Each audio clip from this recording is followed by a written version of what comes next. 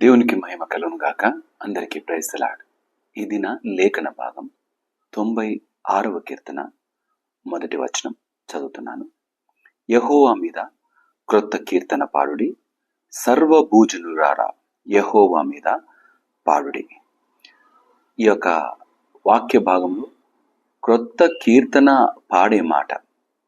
ఈ క్రొత్త కీర్తన ఎవరు పాడగలరు అంటే, దేవుని లేఖన భాగాల్లో ఒక మాట ఉంటుంది, పాతవి గతించెను, సమస్తము నూతనమాయను.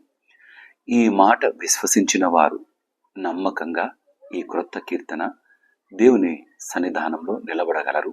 ఆ మాట చెప్పగలరు, పాడగలరు, బ్రతుకును ఇతరుల ముందు క్రొత్తదిగా చూపించగలరు.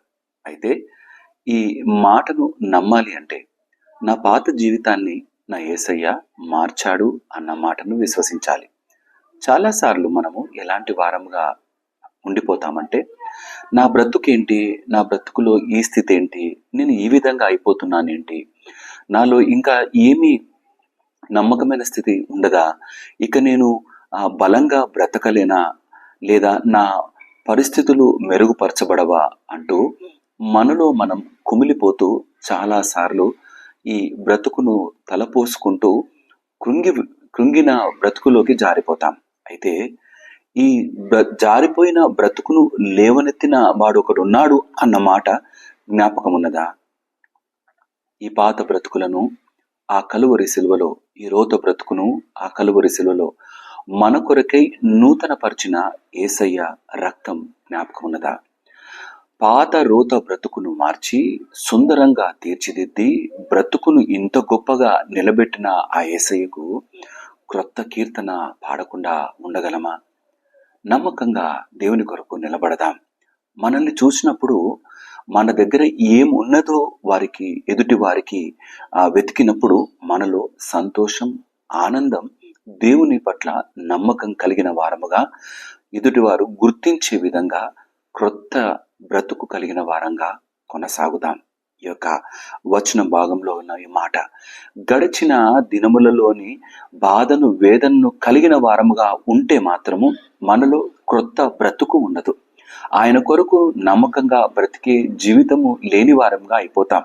కానీ పాత జీవితంలోని రోత బ్రతుకును తీసివేసిన వాడు నా దేవుడు, నా యేసయ్యే అనే మాట నమ్మకంగా చెప్పగలిగిన వారంగా నిలకడగా నిలబడి ఉంటే జీవిత ప్రయాణం అంతా క్రొత్త కీర్తనే.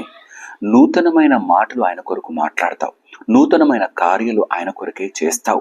నువ్వు ప్రారంభించిన తలపెట్టిన ప్రతి కార్యం ఆయన సన్నిధానంలో స్థిరపరచబడి నడిపించబడ్డ వాడవుగా ఉంటావు. ముందు కొనసాగుదామా? దయచేసి బాధపడొద్దు, దిగులు పడొద్దు. అయ్యో ఇంకా నా జీవితం ఈ విధంగా అయిపోయింది అన్న ఆలోచన లేకుండా, నా దగ్గరికి వస్తే నేను మీకు విశ్రాంతిని ఇస్తాను అన్నవాడు నిన్ను విజయ పదంలో నడిపిస్తాడు. అపజయాలను జయాల్లోకి నడిపిస్తాడు. నీ పాత స్థితిని తిరిగి నూతన పరుస్తాడు.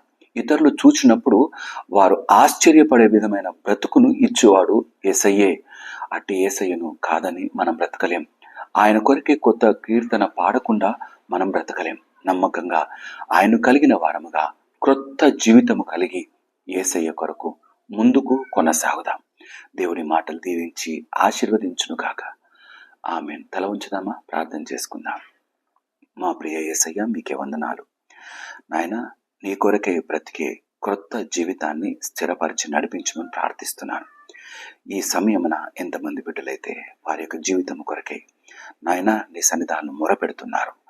మా జీవితం వేసారిపోయాం, ఈ కష్టాల బాటలో నుండి దాటలేకపోతున్నాం, క్రొత్త కీర్తన పాడలేని దుస్థితిలోకి జారిపోతున్న ప్రతి బిడ్డను జ్ఞాపకం చేస్తూ నీ సన్నిధానంలో అప్పచెప్తున్నాను. నిలబెట్టండి తండ్రి. నూతన స్థితిలో బలపరిచి నడిపించమని ప్రార్థన చేస్తున్నాం. ఏ కష్టం వచ్చినా, ఏ దుఃఖము కలిగినా, ఏ వేదన కలిగినా, మా జీవితంలో భరించలేని శ్రమలు ఎన్ని వచ్చినను మేమాత్రము నిన్ను కలిగి నూతనమైన జీవితము నీవిచ్చే జీవితంలో విజయకేతనము ఎగరవేస్తూ ముందుకు కొనసాగే నమ్మకమైన బ్రతుకులో స్థిరపరచమని, ప్రతి బిడ్డకున్న అక్కర అవసరత నీ మహిమైశ్వర్యంలో తీర్చి స్థిరపరచమని ప్రార్థిస్తూ, మహిమ ఘనత ప్రభావాలను నీకే ఆరోపిస్తూ యేసయ్య అతి పరిశుద్ధమైన నామములో అడిగి ప్రార్థించి వేడుకుంటున్నాను నా తండ్రి. ఆమెన్. దేవుడు మిమ్మల్ని అందరినీ దీవించి ఆశీర్వదించును గాక. అందరికీ ప్రైజ్ ది లార్డ్.